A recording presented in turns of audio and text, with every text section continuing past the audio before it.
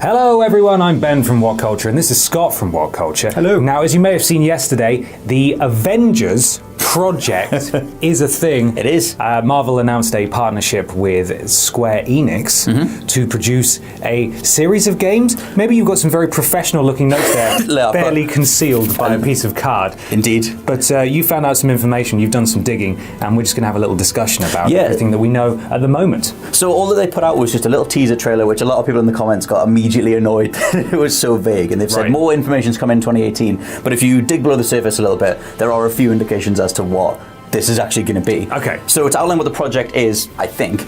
It seems that Marvel and Square Enix have partnered together to publish a series of games. The first two are developed by Crystal Dynamics and Eidos, of like Tomb Raider and Deus Ex fame. And that's going to be a main Avengers game. Now that's coming next year, but fracturing off from that, according to like the press release and the basic description in the YouTube, it seems like they're then going to branch out and do individual titles after that, because they've discussed they want to make a series of games that gamers can play for years to come. Right. Which, to me, sounds like some sort of Disney Infinity Skylanders type platform that maybe other games will plug into. Which probably sends alarm bells ringing in a lot of people's heads. Like unless you collect figures. Oh, Jesus. Like me. For God's sake, Scott. Yeah. Bloody figures. Disney Infinity figures. Yeah, now that it's been cancelled, you're buying them all up on the cheap. They're cheap as you wouldn't believe. I would. If you want a little Rey figure, Kylo Ren, glow in the dark lightsaber. Go on, how much?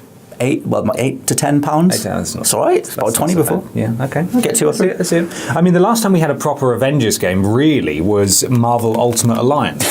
Which was pretty rubbish. It was. A lot of people liked it. Sorry, what? It was pretty rubbish? Yeah. Ultimate Alliance? Yeah. But what? The second one wasn't very good. First one's brilliant. Are you mental? It was brilliant. I'll keep talking in the high voice. It's very repetitive, I guess. We played X-Men Legends. It's more of that. Oh, okay, yeah, like X-Men Legends again. Those kinds of games, like we haven't had a proper narratively driven Avengers game. Because, so far what they've shown is just this teaser trailer. They haven't even revealed whether they're doing mobile games or AAA games or what they're doing. But I dove a little bit deeper and I found a quote from last year, and it's Marvel's new VP of games, this guy called Jay Ong. And he was asked after seeing the new Spider-Man game, is this an indication of things to come? Are we going to be seeing more AAA games? And he said yes. Right. So, but he said they have to take time to reveal these things. Obviously I'm assuming that's what this reveal now is. It's a series of AAA games that Marvel have been working on for years, by the looks of it. Now, they've shown this trailer, this teaser trailer, which is extremely vague. It shows the core Avengers that we're aware of from the films and their various iconic weaponry just lying abandoned, and with a voiceover saying, there's no time for heroes anymore, or some kind of... to reassemble. I absolutely love the idea of, and this is pure fanboy whatever, I love the idea of them just bringing together like the finest developers in the industry and just being like, these are the Avengers of video games. Oh god, it's so you're right. cool. That's what they've done, isn't it? So I mean, there's no Naughty Dog, so whatever. There's no Naughty Dog, but Insomniac, they've got working on a Spider-Man game. Obviously, it's separate from this. Yeah, and that's another one of the things we were able to find out. There's a website called Start Replay that tweeted Insomniac saying like, oh, is your Spider-Man game now part of the Avengers project? They said they were happy about their all-new Spider-Man game, and going from the press release, they've said the Avengers game is an original story, so assumedly these things aren't connected. Okay. Do you reckon Insomniac were made aware that they were going to enter into a partnership, or are Marvel just knocking on everyone's door saying, hey, do you want to make a cool Marvel game? I think they're doing that, but I also think there's that weird long-standing thing with Sony and Marvel. I think Sony still have Spider-Man rights. Like, that's very true. So I think they've retained that. I think that's why Insomniac First Party Studio are doing Spider-Man. Not first party. Really? No. Oh, well, balls. But they're exclusive, aren't they? They are. Oh, they're not. They're making an exclusive game. They did Fuse. They also did the Xbox One very colourful game. What's that called? Sunset Overdrive. Yeah, we go. That is a very good point. Okay, they're not first party. But, yeah, still good friends. Yeah, it's very good They're friends. just friends. Either way, it seems that, like, I think by the looks of it, Sony have still got Spider-Man so they can do their own standalone thing. The way people are talking about the Spider-Man game seems like it's going to be to that character what Arkham was to Batman. Right. Like just a little one-off sort of side story. Exciting. Yes. But it does mean that going forward, if we're right about all this, Spider-Man isn't part of the Avengers project. So...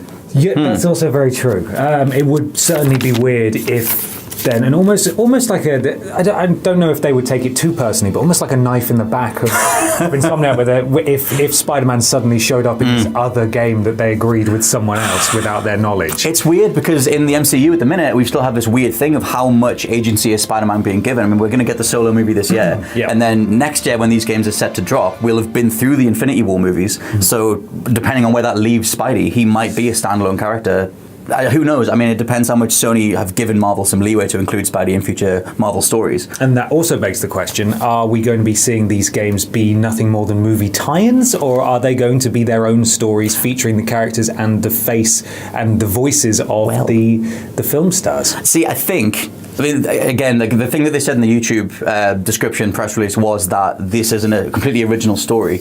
And I would assume, this is pure speculation, but I would assume that because they've got Crystal Dynamics on board and because they specialize in third-person action games, and Tomb Raider is definitely a very bow and arrow heavy thing, I would assume that they can then take that technology and do something like a Hawkeye game. I would also assume... The one that everyone wants. I know, right? The one, yeah. Imagine if that was the first one. That's the guy. Oh, We're God. very excited to announce Hawkeye, the video game. Bollocks to you, Thor.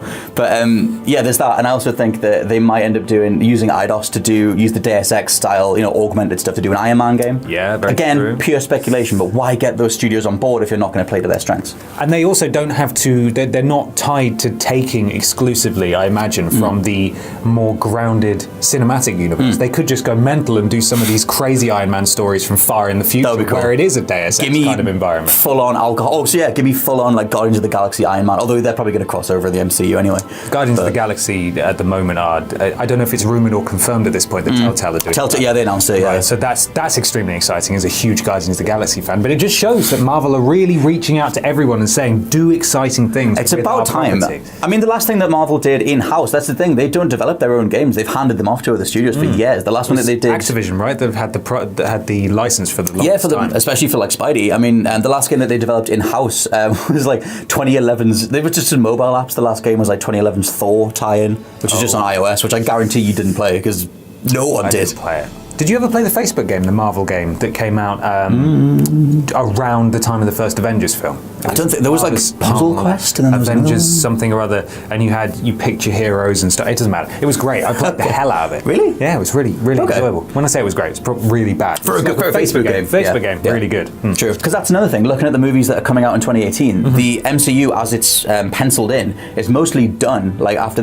about halfway through 2018, we've got the Black Panther movie and Captain Marvel, but if we go with the idea that the MCU is as one, I mean, Marvel have rebooted a whole bunch of their comics to fall in line with this one unified vision. Right. Maybe after the end of the MCU is done, we then transfer to the video game realm and all the stories go forward in the video game. See, that's interesting, but also concerns me a little bit because they've tried to do this before, where they make games canon in certain universes. They did it with Star Wars, and as cool as it was with The Force Unleashed, it was a bit like, this doesn't feel quite right.